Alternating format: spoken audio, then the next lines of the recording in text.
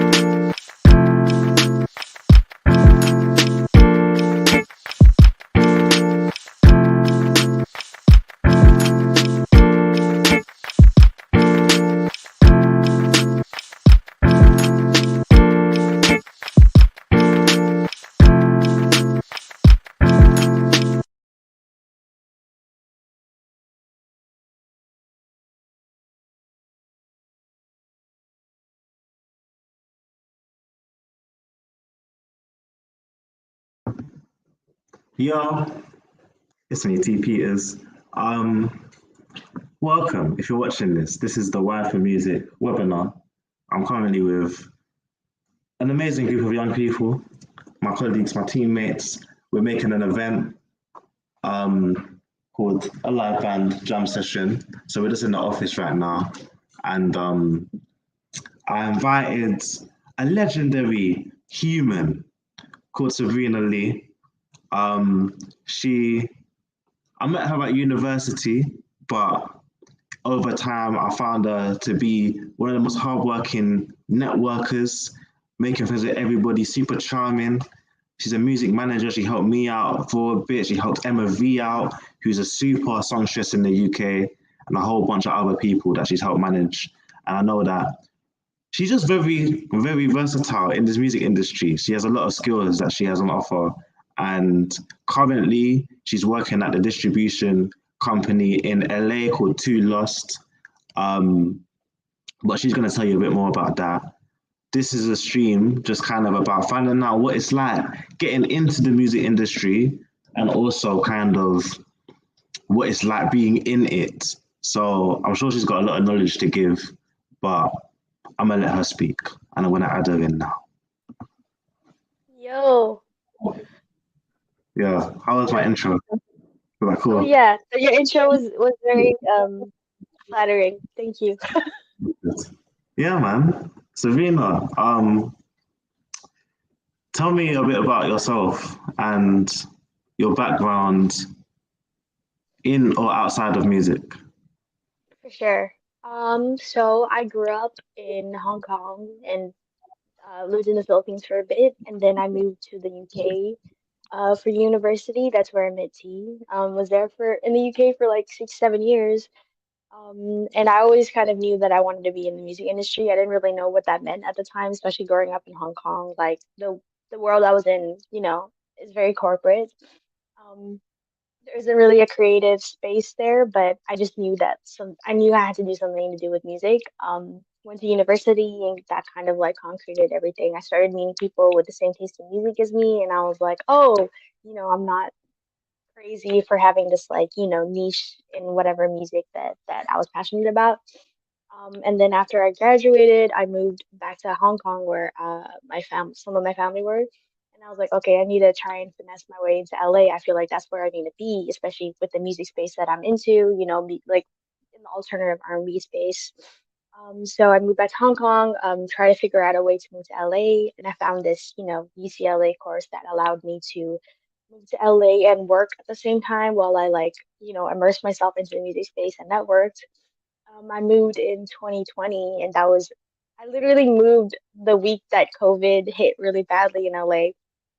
So I was like, okay, damn, I can't afford to stay here if I can't network or work, and I'm just stuck in my room. It doesn't make any sense. So after like a month or 2 months, I moved back to London, where my family are as well. And I was like, okay, like time to get, my foot in the door in the music industry. Like, I'm a new graduate, like there's no time to waste. Like even with the pandemic, I'm like, you know, screw it. Like I'm just gonna shoot my shot. So moved back to London and moved in with my friend, and I was like, okay, what do I do first? So Emmavie has been one of my favorite R&B artists and still is to this day. So I was like, you know what? I'm gonna shoot my shot. So I messaged her on Instagram and I was like, hey, Emmavie, like I love your music and I really want to support you. I'm trying to get into the music industry. Like I'd love to, connect with you. And then literally a few hours later, she replied, and I was like freaking out. And I was like, oh my God, what does this mean? And then we ended up connecting, and we hopped on a call, and then we just really hit it off.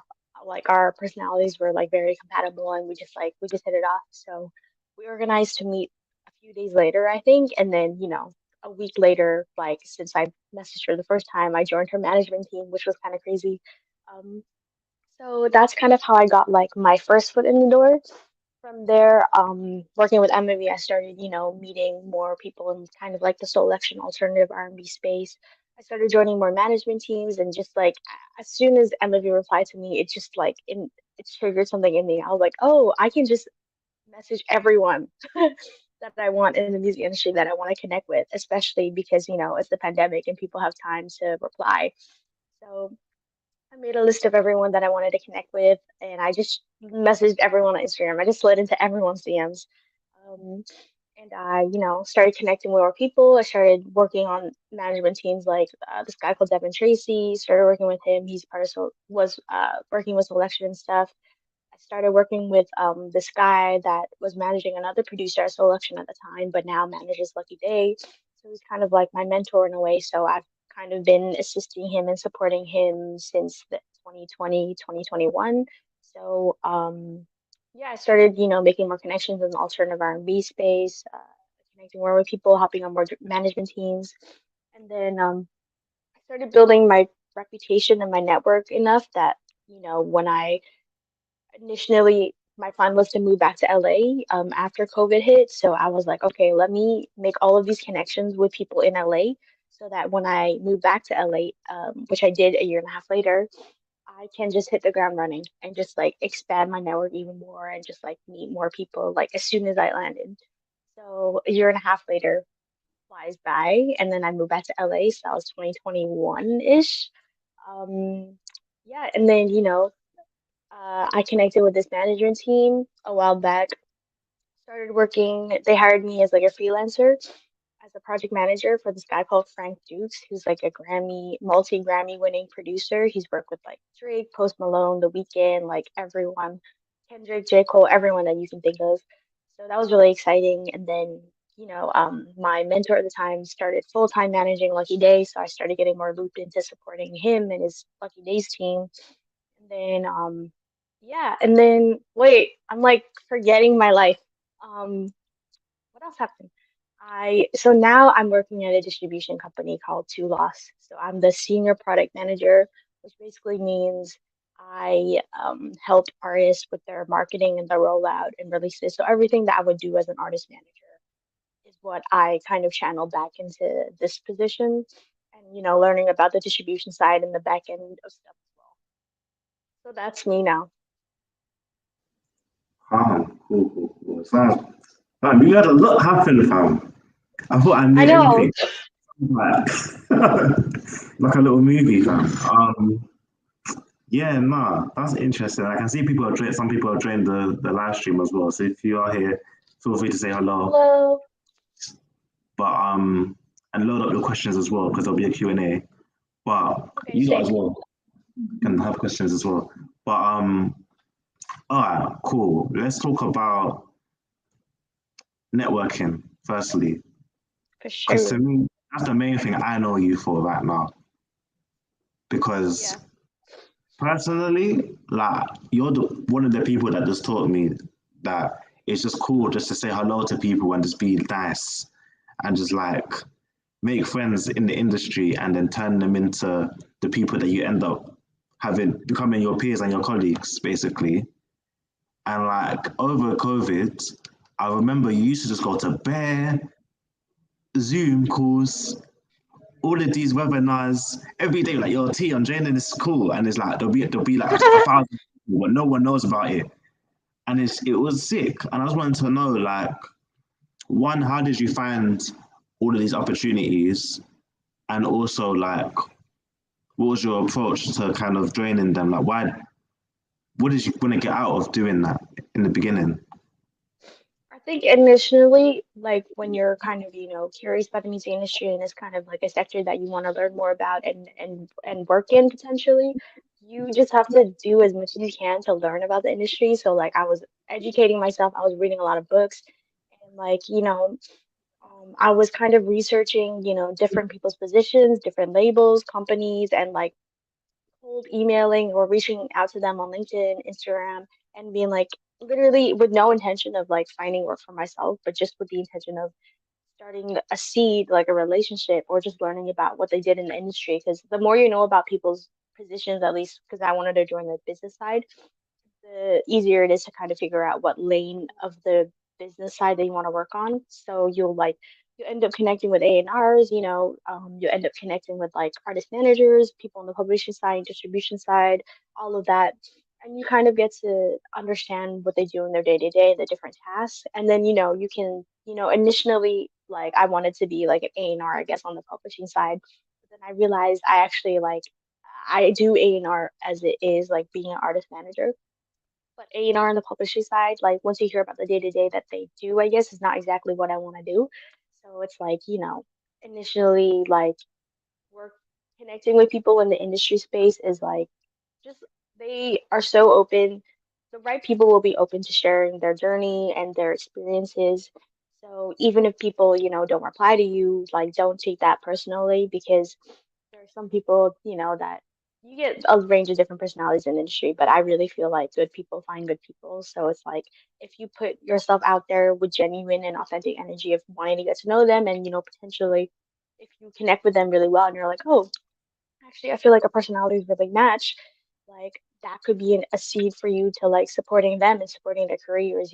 Just like having an open mind about like wanting to help everyone that you, I guess, see yourself in. You're like if you're like, oh, like I kind of see myself having a position like that, or I really look up to this person.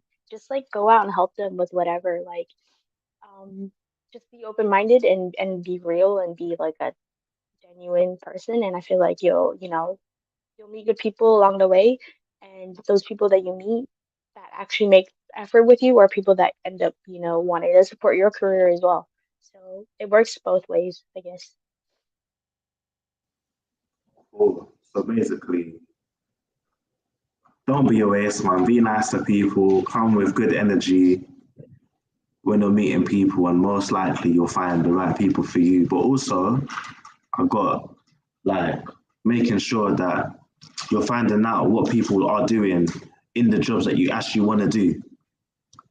So like, yeah, it's like the publishing thing. I mean, what did you find? Like, what? No offense to the publishing man, but like, Oh no, yeah, no offense to publishing. what was you feeling? Like, what was the life? What's that lifestyle versus the lifestyle that you're aiming for or currently living? Wait, say that again. I said, what was the lifestyle difference between, or should I say, the business professional lifestyle difference between what you wanted to do and what you ended up doing now? Oh, you know what? I One of the things that really stuck to me, um, when I met, I think she was the head of A&R at Sony ATV. She was like the first thing that you end up doing in the music industry is usually what like ends up being what you're supposed to do. And at that point, I was so kind of, new to the industry space. I was open-minded about everything. I was like, okay, like, let me see if I want to get into, being a label, distribution, whatever. But because I initially just fell into artist management, I feel like that was my, I guess, calling in a way for the music industry because I was like, I wanted to work as closely with artists as I could. And those were the kind of skills that I ended up acquiring being an artist manager. Like you just never know, like, um, but yeah, that was one of the things that stuck to me because I remember thinking like, oh no, like I don't want to be an artist manager, but like actually I ended up falling in love with it. So it all kind of is a surprising, I guess, journey. Yeah, that's fair. Um, cool. I want to push on to the point, yeah, where there was two transition points in your life that you mentioned that I can think of. One was leaving uni and then deciding that you're gonna Mm. spend time getting into the music industry properly. Because what was you studying? I know you weren't doing music. Was it Yeah, I was sociology? doing, yeah, yeah, I was doing sociology. Um, My intention was, even when I was like 14, 15, I knew I wanted to be in the music industry, but like, like I wanted to satisfy, not even satisfy, but like, obviously I'm very blessed to be able to go to university and stuff, but I just wanted to get a degree from a good university so that my parents would be like, okay, like at least, she has a university degree, because like what is music? Like what is that? So yeah, I always, kind of did things on the side or like, in the summers, like during university that like kind of helped curate like a little bit of a music business career. So, every summer I went back home to Hong Kong and even though there wasn't a scene, like I still like try to connect with like even DJs. Like I was a personal assistant for a DJ, a personal assistant to like a music director at like this like music lounge called Potato Head. So I made use of the little that there was. And then, at university, like I, started a society with my friends, very music based. That's how I met T, and helped them curate events and stuff, and find artists and help, I guess, spotlight them in a space that was, wanting to connect more people that were passionate about music and stuff. So it was always kind of like a slow plot for me, and then I just knew after university, I was like, okay, like I know that I just need to be in LA. Like I just have this strong pull, and I was like, when I get there, I'll figure it out. Like I know for sure, like that's where I'm supposed to be. Yeah. I find that Serena's the one to be telling me like, go to LA, go to LA. She was loving LA before she was even there. I don't know if you ever, yeah, like, what about kind of traveling to you? Like, what makes someone go, you know what? I don't want to be here. I want to be there because there's positives and negatives. I mean, from my perspective so far, like every country has their different hub. They all have their own like skill sets as to what they can offer somebody that wants to get into the music industry. Mhm. Like, if you want to have a more traditional approach, I heard that I had a chat with someone in Japan. We had and he was saying to me that in Japan they're very traditional with the music. They love their old school hip hop, jazz vibes, etc. So I'm kind of curious, like, one, what made you say LA is the one? If you have it, I know you kind of said that already, but also, what kind of factors should artists have to think about before relocating to another country for music? Okay. Um, Wait, what was the first question before the artist question? Oh my gosh, what was the first question? What was the first question again? Oh, yeah. Picking the location, like, what kind of, what should an artist think Okay, about got when, you. yeah. Okay, well, in terms of, I'll answer the business side first. Like for me, I was in the UK for, when I went back after the first time I moved to LA, I was in London for like a year and a half during the pandemic. And for me, because I guess I grew up a lot more Americanized. Like I know that like my taste in music was very like R&B centric and like not, there's an amazing presence of like so many talented under like R&B artists in London and stuff. But what I started to notice was that they were so underappreciated. And I realized, like all of the people I was working with, like the community was so tight. But I was like, wait a second, like on the business side of things, like why are there not more business people kind of paying more attention to like underrated like R&B artists? Like that's what like kind of I didn't understand. I felt like for me personally, I kind of hit like a ceiling, and a lot of the networking culture is different in the UK, and this was just my personal experience, but like a lot of the people that I was meeting in the music business side of things, like maybe because music business isn't as big in the UK, like there isn't as much money, and I also, personally noticed that there wasn't much diversity.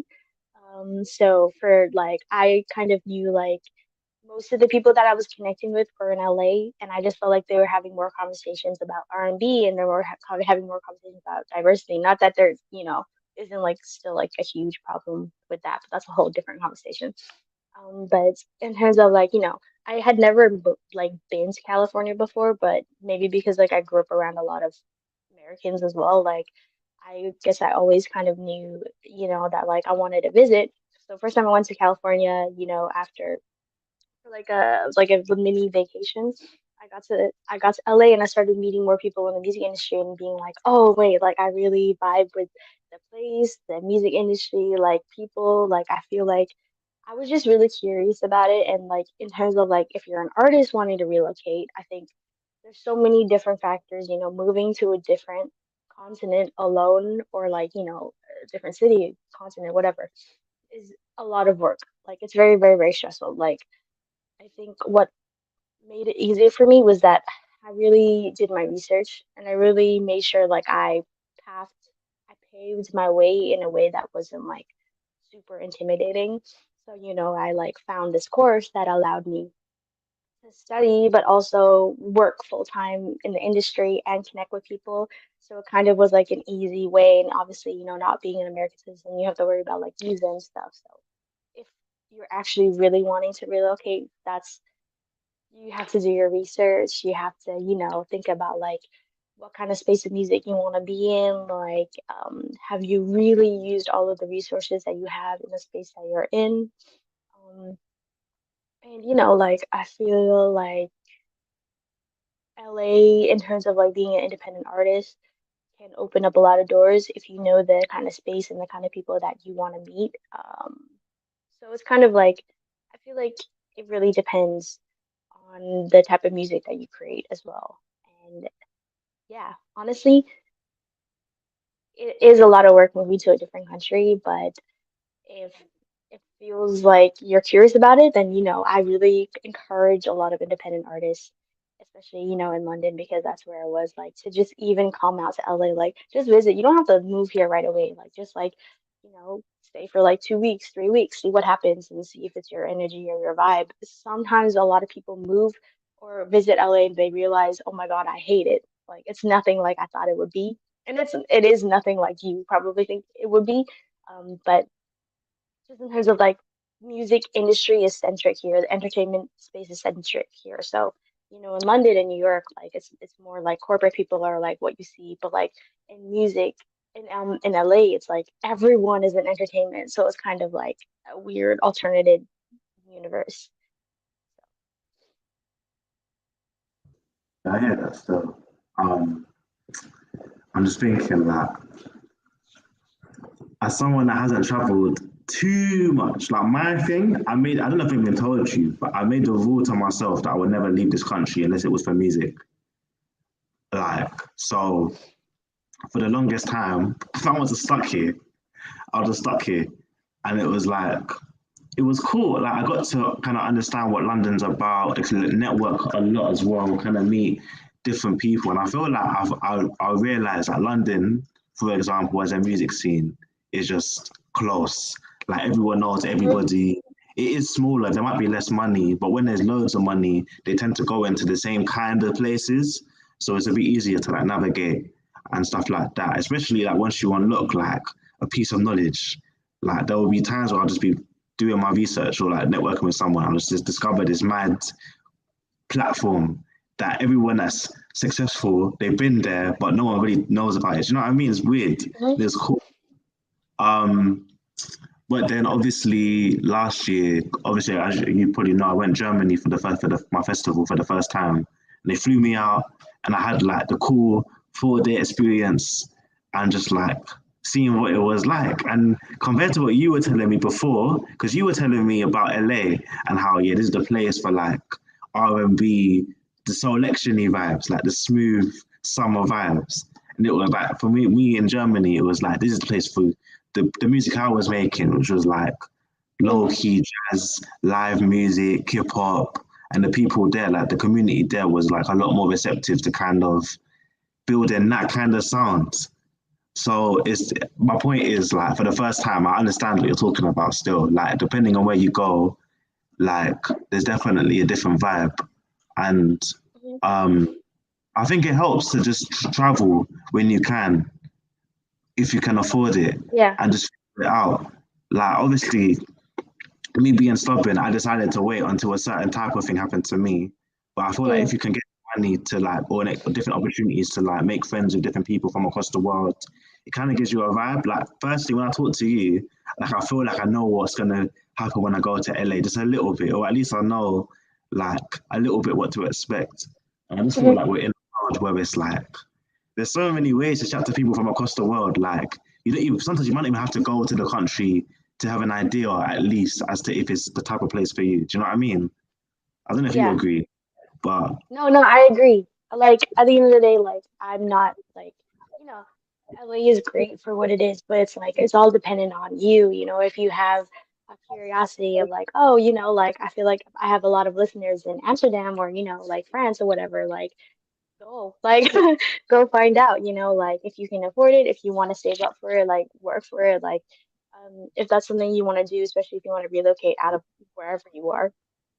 And yeah, there's only one way to find out, I guess. Even if it means, you can connect with people that you're that you're curious about, like for me, I knew that I wanted to move to LA, and even though I was in London, I was hella networking with people out in LA because I was like, I just want to have a little bit of like concrete relationships so that when I get there, I can, use that seed to expand. So I feel like that's kind of like something that you should consider doing if you are thinking of relocating. And we have the internet, we have social media, like we're getting more globalized and more connected with everyone, so it isn't accessible kind of knowledge for you, even if it means like asking like what's the music scene like there, to people there, then it kind of helps. Like, it's all about research, right? so, yeah. Let's move on from abroad talk. In fact, I mean, you lot, yeah. Squadron, do you have any questions that we have loaded for Sabrina? I want to pass the floor over to you lot if you Wait, have I'm just anything. gonna I'm just gonna move real quick to a different place. Hold on. Um, you got a fan in the chat as well, just so you know. You can hear me. I want to put it I on have the a screen what? for you. You have a fan in the chat. I have a fan? Oh Check the my screen. God. Sabrina, so cool. Thanks for sharing your sage advice. Sage, you know? What? Wait, that's Serious. my friend. How did she find me? Oh my God. Oh my God. Yeah. I'm dead. But yeah, we got to you know, I'll see. I mean, I can continue talking.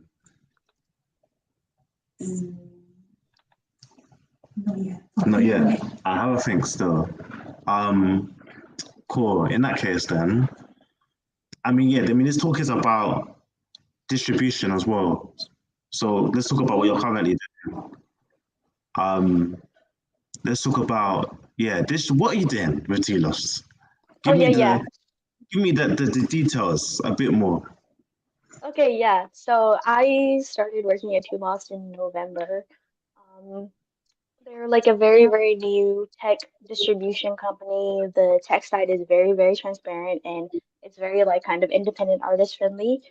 You don't get a lot of distribution companies that kind of like first of all, you don't have to pay any fee. Like you get 100% of the distribution royalties and stuff. You can get it in advance if you want. Like what I do with True Lost is I help artists kind of like, with their marketing and their rollout if they need advice about little things like anything music business related. They can reach out to me. I'm kind of like an account manager as well. They have trouble like uploading things, or any kind of questions they have about the platform. Either I can reply or I can connect them with the right, operations team member or whatever. But yeah, I help pretty much with as much as I want to. So if there's an artist that is a fairly big priority for us, then we'll have like I work under our head of label services, so me and her really work really closely together to kind of figure out, if they have a marketing rollout and there's opportunities that come our way or opportunities where we can kind of like slide in and be like, oh, let me pitch to this person, whatever, then that's kind of what we do essentially. And yeah, that's basically just, another way that I try to support artists. Mm. You know what? Let me. So I work with a distributor now as well, as well as you. But so let's break down what that is, because I feel like I was Well, talking to right. my yesterday, no, last week, and he was like, "Yo, D, you got a label now. How's this working? Like, what's the distributor? What is that?" And like in plain words, in my plain words, firstly, it's just like they just give music to the right places, the stores. I'll just say the stores. Mhm. Obviously, back in the day, it would have been like the record shops. They'll get the CDs and they'll make the deal to put it in this place for this price. But in this age, it's like the distributor is a big part in an artist's release journey, because not only do I give them the music to put out, just simply put it out, but I feel like because of the way the music industry is now, with like everything being more free flowing, everyone can like independent artists have like more options and stuff. I feel like distributors now, you lot are kind of like fighting to get the artists on your squad. So you're offering more stuff, I've noticed, e.g. with like the playlist and stuff that you were talking about, the campaign stuff. I mean, yeah, would that be a good, how would you kind of summarize the role of a distributor today versus, Um, yeah.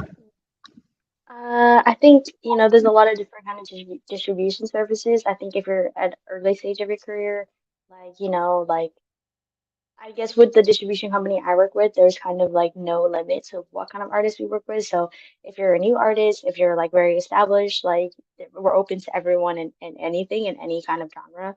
I know there's a lot of distribution companies that are more kind of exclusive about like who they bring on and stuff. So there's a lot of kind of like distribution companies like DistroKid as well that you can use like whenever you want. I think what a distribution services initially does is basically what you said. We collect your music, you upload your music to us, and then we bring it to Apple, Spotify, Amazon. These are, like a bunch of different stores that you want to distribute to, and a lot of distribution companies like what the product manager does. I guess like in my head, I like to think of it as kind of an extension of the management team. Like we help not only bring your music to distribution services and DSPs and stuff, but we also pitch it, to playlists. We pitch it to, so different social media outlets like Instagram, YouTube, TikTok. We, specifically help. My distribution company specifically helps in the social media aspect of things, so we can flag, like your content to like certain like reps that we have at TikTok or like even like SoundCloud, whatever, like Instagram, everything, YouTube. Um, oh, if you hear someone coming by with like it sounds like a drill, apologies in advance. But yeah, that's essentially what the distribution service does. Cool. All right. Um, Here's another question, yeah.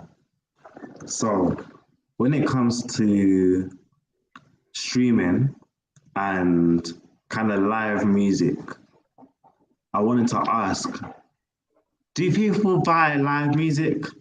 Like live, like actual live sounding music that much anymore? Or is it a lot more like studio based now, like that people mainly want to focus on when it comes to releasing music? Like what's the Um, difference really? I can't even say like which one is better because Not better. I'm sure that there's some. Oh, like which makes more money? I guess it depends on the artist, but like I guess most of the songs that come in are studio music. T, what do you mean? Like, do you mean Uh-oh.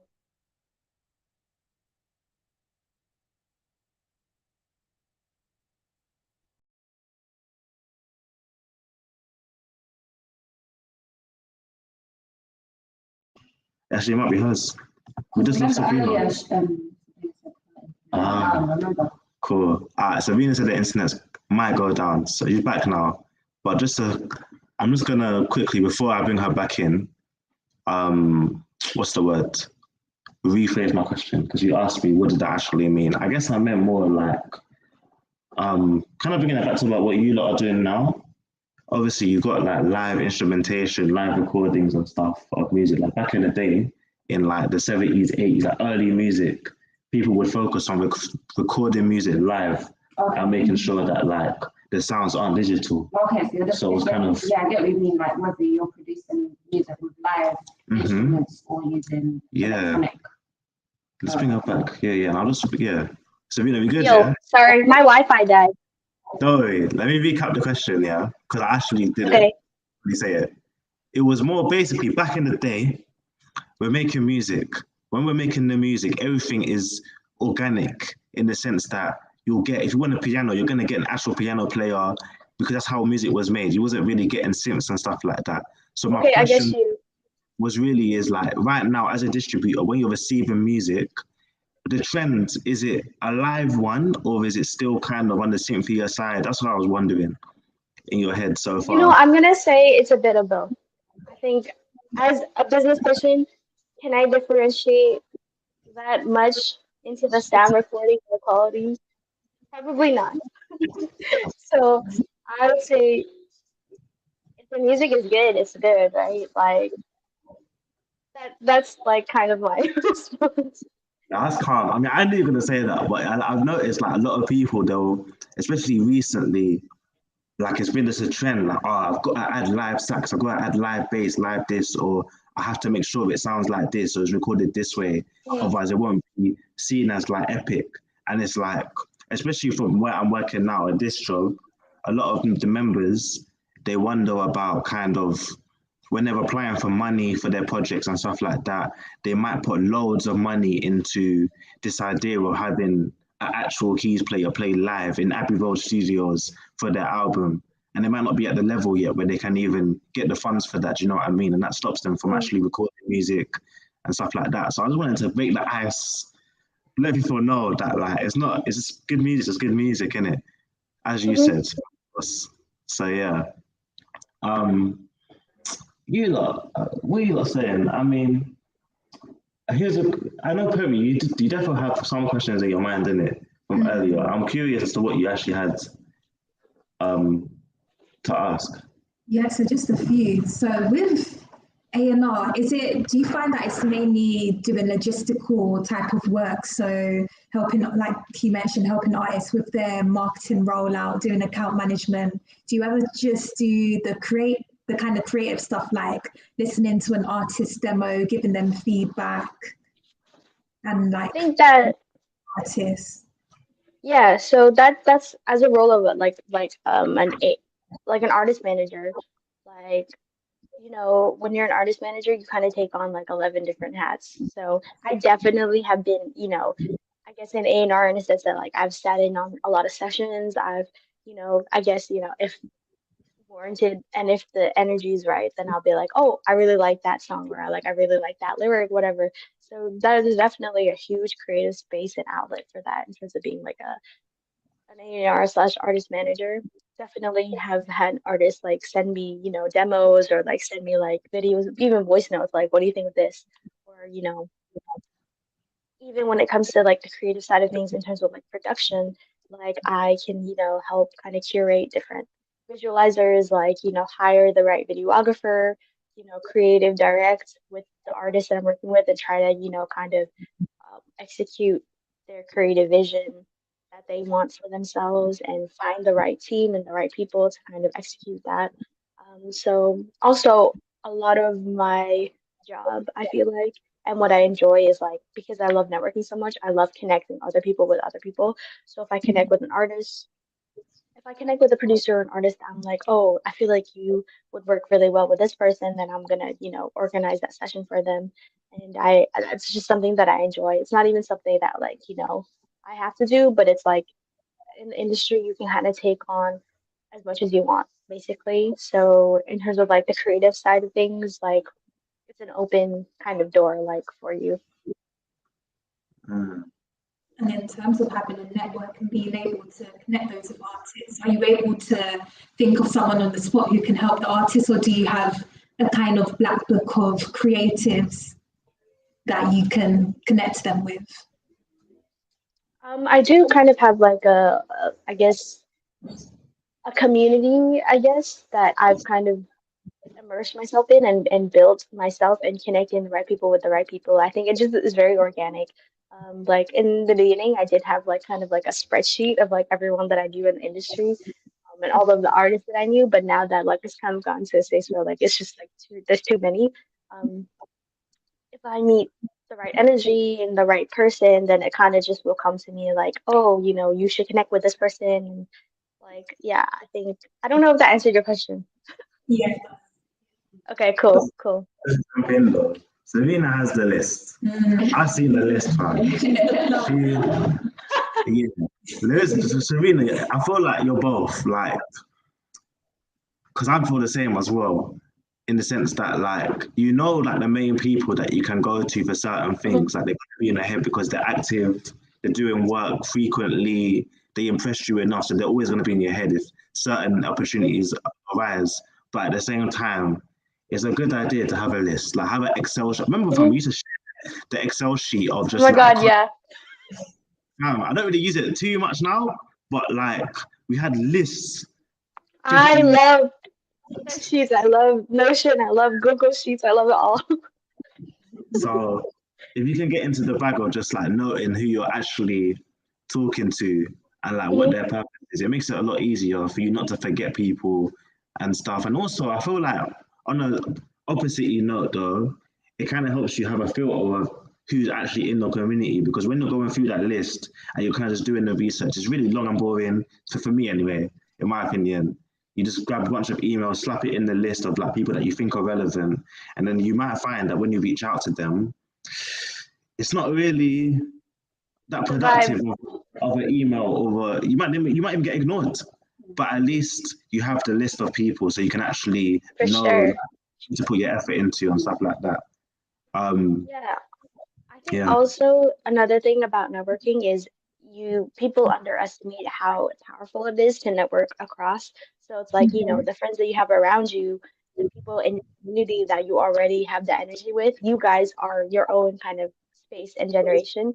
So it's like the people around you will help you more than the people kind of above you. Obviously, it helps to, have mentor and like an advice and, like to have that kind of, I guess you can kind of see the trajectory when you see people above you that, you have connections with, because it's like, oh, I can see myself being that person.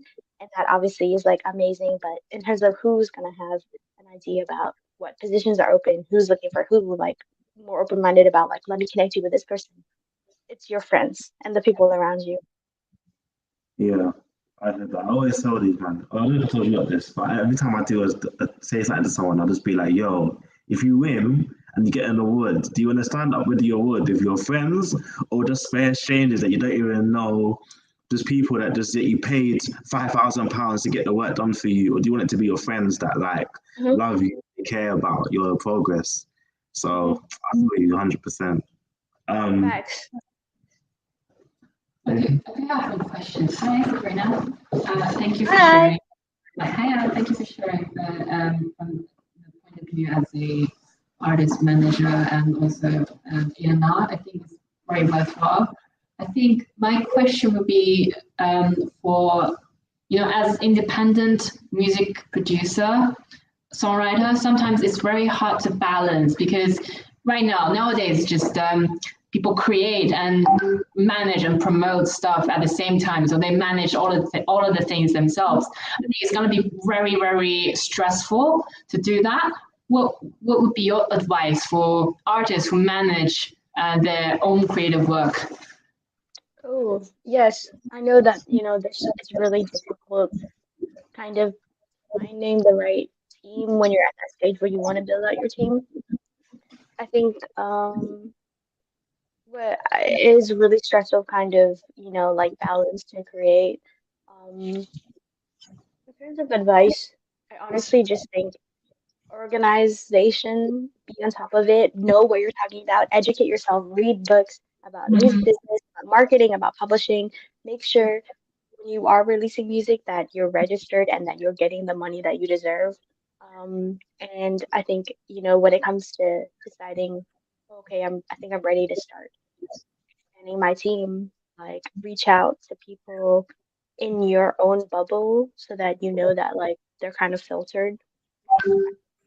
One thing about the industry is that because there's so many people and there's so many different personalities, you may encounter, especially as an artist or creative, that like a lot of people that are trying to exploit you, and vice versa.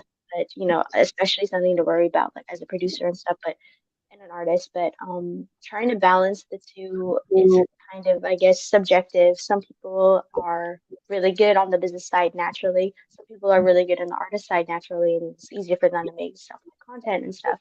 But I guess if you're at the stage where you kind of want help or it's like a lot, like just I guess just be persistent and stay organized and make sure you have a good community around you, even if it means asking your friend that's not in the music industry to help you, even if it's answering emails or going through like a rollout or marketing. Like use the resources that you have, I guess, around you to help kind of develop you, I guess. Another question is, as you can see, I'm quite new to this industry. I'm from China, so it's a very different environment. What would be advice for foreigners who actually dive into the industry for the very first time to adjust very quickly? Yeah, cultural wise. Yeah, for sure. I know I totally feel you on that. I think one thing that I had to overcome was like imposter syndrome, especially because it's like even though I sound American, like I'm so not American. Like I literally only came to America for the first time when I was in 2019. But I think in terms of culturally assimilating, like be patient with yourself and you don't have to assimilate. You don't have to force yourself into a different kind of cultural bubble that doesn't reside with you. Like, you want to be able to surround yourself with people that accept you for who you are and your difference, and don't kind of like box you into one thing, maybe because they can't, digest you as like a person or a concept. They're just like, whoa, like what? Like, why do you speak English? Because I got a lot of that. But I think it's all about, again, I think the center of it is community, like making sure that you're surrounded by people that accept you and like want to see you thrive and encourage you and want to support you. So don't, I guess, be patient and, don't put too much pressure on yourself to have to fit into like a certain kind of like bubble or whatever.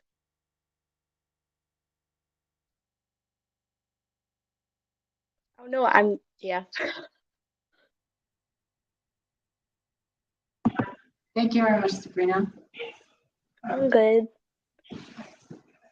What books would you recommend for people looking to break in the industry that can help them navigate the business side of it so that they don't get ripped off? I actually have it right here because I just keep it next to me. This one. Or What's it there's called? it's called, oh, sorry. It's called All You Need to Know About the Music Business. It's by Donald Passman. I think he releases one every couple of years. It's kind of like an updated industry Bible thing. Um, Sometimes I just go back to it to read, but there's also a lot of resources. I think Songstress, they do a lot of kind of like articles and like little like seminars or like it's like PowerPoints or spreadsheets about like different kind of music industry stuff. I think it might be like more US centric, but there's definitely different resources like on the UK side of things if you want to learn about like publishing. Use the internet as well. Like everything is pretty much on there.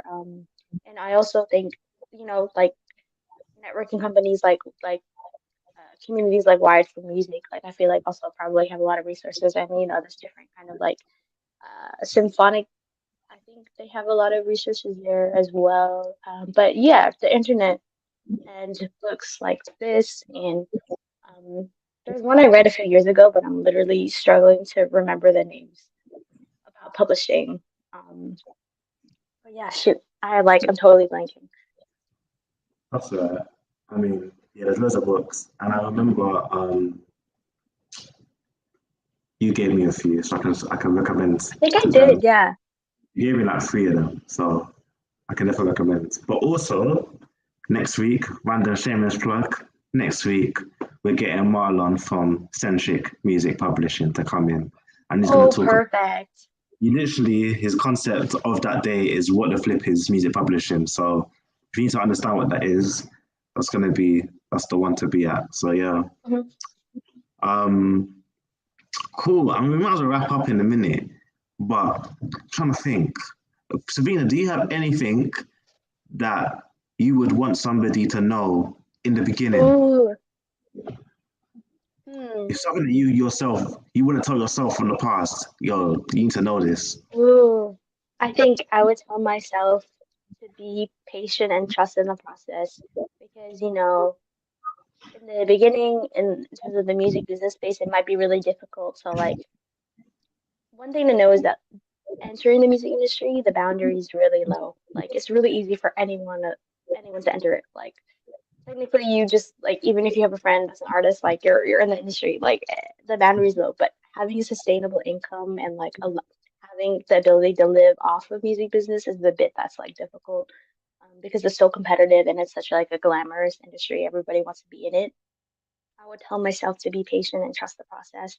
If you work hard and you're connecting with the right kind of people in the space that you want to be in, like eventually, like it'll happen. It's just like it really is kind of like patience, a lot of patience. Yeah, yeah, yeah. That's a nice one. And also then, for somebody that wants to be an A&R or a distributor, what should they expect from their role when they get started? Yeah, let's go with that first. I think in terms of A&R and artist management as well, you can start that whenever. Like literally, if you wanted to be like, I'm an A&R, and then you just start connecting your friends or artists that you reach out to and be like, I think you would work really well with my friend that's a producer, all of that. You're an A&R. Like you can kind of define yourself, I guess. And same with being an artist manager. It's kind of what you put in it is what you get out of it. So you can kind of start that whenever, to be honest. And in terms of distribution, um, I think that's a whole different kind of field.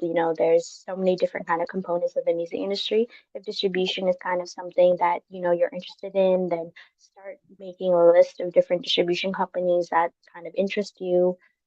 Learn about the distribution side. You can look up on like resources and stuff, see it's something that you want to get into. And if it is, then start connecting with people that work at distribution companies, start figuring out exactly the different kinds of roles that they have. If it's something that you want to learn more about, then just plant your seeds wherever seems right to and shoot your shot, I guess.